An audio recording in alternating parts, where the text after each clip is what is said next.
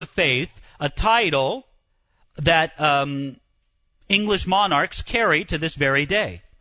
Now, again, Henry VIII was not sympathetic to Lutheranism. He was not sympathetic to the Reformation, but what he was sympathetic for was he was sympathetic to his need, number one, to have a son to be the next Tudor king. And this was a problem, right? He was married to a woman who could not give him a son. Now, of course, we know with modern-day genetics that if a man and a woman have children and the woman gives birth to only girls or only boys, that it's actually the man's contribution to the affair that determines that, not the woman's contribution. But, of course, Henry blamed his wife, Catherine of Aragon, who had given him a daughter but no son. The Pope refused to give him a divorce. Now, you say, why would the Pope refuse to give him a divorce? This kind of thing happened all the time, right? It was common works in those days. You know, well, I want a new wife, and sometimes it was for, at least this was a somewhat of a noble reason, right? People could understand why a king would want a male heir to succeed him. It's at least somewhat of a noble reason. Popes granted divorces for many other lesser reasons. Then why wouldn't the Pope grant Henry this divorce? Well, the Pope was sort of beholden to the Emperor of the Holy Roman Empire, correct? I mean, the two of them worked together, and he really owed a lot to the Holy Roman Emperor. The Holy Roman Emperor at this time was Charles V, and Charles V was Catherine's nephew. See, so the personal relationship between the two said, listen, I can't allow this to happen. I can't allow King Henry VIII to, divorce my aunt this way and do this. And so the emperor told the Pope, under no means are you to grant this divorce. But again, Henry didn't just want the divorce.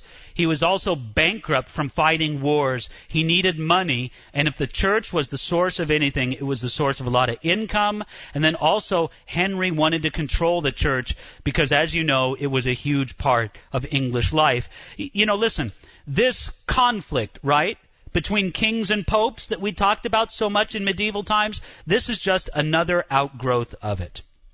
So, Henry first asked for an annulment in the year 1527.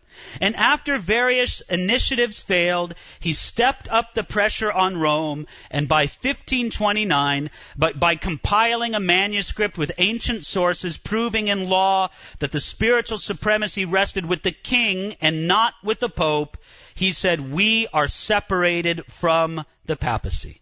And so in different steps, all of this happened. In 1532 and 1533, all payments to the Pope from the English Church were stopped. In 1534, Henry became the head of the English Church rather than the Pope. By the way, this was the beginning of what we call the Anglican Church, right? Anglican meaning of the English. So the Anglican Church is just another way of saying the Church of England. By the way, the Church of England, or the Anglican Church, is much larger than just what's in England. You know what the Anglican Church in the United States is called? It's called the Episcopalian Church. And so anyway, this was the beginning of the Anglican Church, and Henry was the head of the church. In 1536, Henry closed down the little monasteries. In 1538, Henry had a son, Edward. He decided that his teachers would be two famous Protestants. This had a big influence because you couldn't really say that Henry was a Protestant, but his son Edward was. And then in 1539, an act was passed in Parliament which meant that Catholic beliefs and church services were to be followed. It said that Protestants should be persecuted. We'll get to that in a minute. But I want you to see was that later, after Henry's death, everything changed and things went back to Protestantism at a later time. Excuse me, after Catholicism. Anyway, let me get down to this. I'm not explaining this well at all. Let me roll back and talk about this. Henry wanted a English church, but he wanted it to be an English Catholic church. Do you understand what I mean? In other words, Henry wasn't against the Mass. He wasn't against the statues. He wasn't against the structure of the Roman Catholic Church, except as it impressed upon him and made the Pope the head of the English Church instead of him. He wasn't against the worship of the Virgin Mary. He wasn't against their doctrine of salvation. He wasn't against anything. He just wanted control of it. And so basically what they said is they said, in the Anglican Church, we're going to follow Catholic beliefs and practices, and Protestants in the land of England will be persecuted. And indeed, they were persecuted under Henry's reign, and this was the time when many of them were escaping to continental Europe. And so after Henry died, his son took the throne, but for actually a very short time. He only lived about 6 years. But under Edward's brief reign, they made radical revisions in church life. They started making the English church, the Anglican church, more Protestant. They issued a Book of Common Prayer.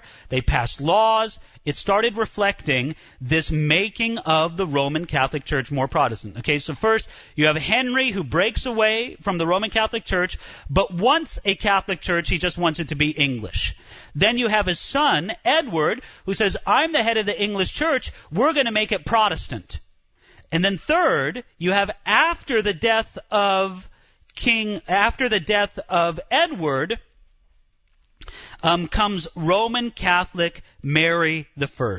She came to the throne, and she renounced the changes that were made by Henry and by Edward.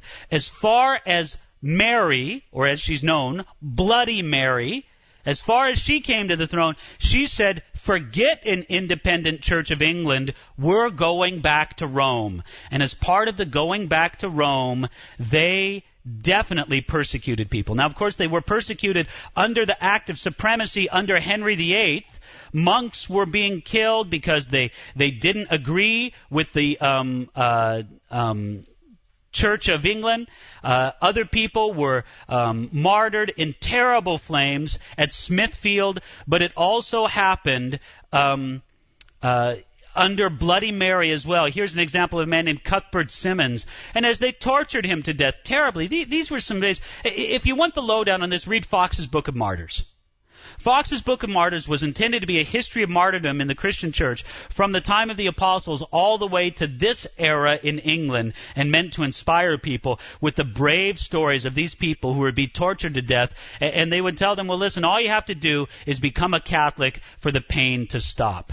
And, you have the great case of Ridley and Latimer, where as they were being put upon the stakes and being burned to death, which, by the way, being burned to death at the stake was a horrible way to die, because it was not quick.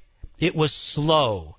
And basically, your feet, your legs would be burned off first, but you would still be alive. You would live with the horror of that period of time with being burned to death. And so it was a very fearful thing. They say that as Ridley and Latimer were in jail the night before their execution, that there they were all stressed, and thinking about the great ordeal that they would have to undergo tomorrow. And there they were, kind of huddled around a candle. And for some reason, one of them passed their hand near the candle and burned his finger near the candle. And that freaked him out even more. He's like, man, I burned my finger and it hurts. What's going to happen tomorrow? But somehow they took courage and they had peace. And when they went to the stake, when they were fastened to be burned to death, they made that great statement. They said, Master Ridley, we believe that we shall this day light such a candle by God's grace in England that, as I trust, shall never be put out. And it's some amazing stories of the sort of heroism in these days. And so this battle went back and forth, but it all gets back to sort of a fundamental problem with the Anglican Church. And this is the fundamental problem. The fundamental problem is, what is the Anglican Church? Is it more Catholic or is it more Protestant? You see, since this time, the Church of England has often had a hard time making up its mind. Are we Roman Catholic or are we Protestant? Are we liberal or are we evangelical? I mean, look, if you take a look at a Catholic church and all the things and all the ceremonies and all the accoutrements to it, and if you compare it to what a Protestant church looks like, well, there's a Catholic church on the inside, all ornate, all fancy. And then if you compare it to what a Protestant church looks like, it's a completely different thing, right? It's plain, it's simple. The Protestant church is simple. It's engineered for the proclamation of the Word of God. The Catholic Church is engineered more for awe and for, to see the awesomeness of God in the architecture and for art and for music. Just a few weeks ago, we were with some of the interns from our Bible college in London, and we wanted to go take a tour of Westminster Abbey. And we went to take the tour of Westminster Abbey, and we walk over there, and the price to take a tour of Westminster Abbey was something like either $20 or $25 to just walk in there and walk around. And we said, no way, I don't want to pay that much. I had already seen it, but the students wanted to see it, our interns wanted to see it. So we kind of disappointedly walked away, and then one of our interns had the great idea, hey, why don't we go there tonight during the evening service? Every evening in the Anglican Church they have evensong. It's the evening service, and we get in for free. Great idea. So we went in and we sat through the evensong service. And let me tell you, while it had something to commend itself for artistic production and just kind of the sense of awe, and you could smell the incense and you could see the candles and you had the awesome architecture of Westminster Abbey all around you, I could see why English people who were into the Bible hated such things. I mean, it felt virtually Roman Catholic. I mean, it did. And by the way, by intention. These are people who believe that it would be wrong for the Anglican Church to break very far from Roman Catholicism. So there have generally developed two different parties within the Anglican Church. The two different parties were either the high church or the low church. Okay? And there's a pretty big difference between the two. High church says, let's make it Catholic. Low church says, let's make it Protestant. High church says, let's make it fancy and artistic. Low church says, let's keep it for the common man. Now, in the midst of all these struggle, some people decided to stay in the English church and make it more Protestant. These people were called Puritans because they wanted to purify the Church of England. Other people left the church and were known as separatists or nonconformists. Among these people came the Pilgrims. The Pilgrims left England because they would be persecuted because they didn't want to be in the official state church. They went to Holland, but they didn't like it that their children were growing up speaking Dutch and learning Dutch language. They wanted to be Englishmen, so they moved to the American colonies because they felt that they could be Englishmen but still practice their religion there. Well, in the midst of all of this look of many Reformation leaders and such, it's interesting to think through them as some artists have depicted them all sort of gathered around a table here, Luther and Calvin and Melanchthon and all these other notables gathered around the table, all around the light of the Word, opening the Word of Bible, and on the other side of the table, the Pope and the Papists cowering in fear because of the light. But this truly was a light that was brought to Europe and to the world through the Protestant Reformation in its many different and complicated forms.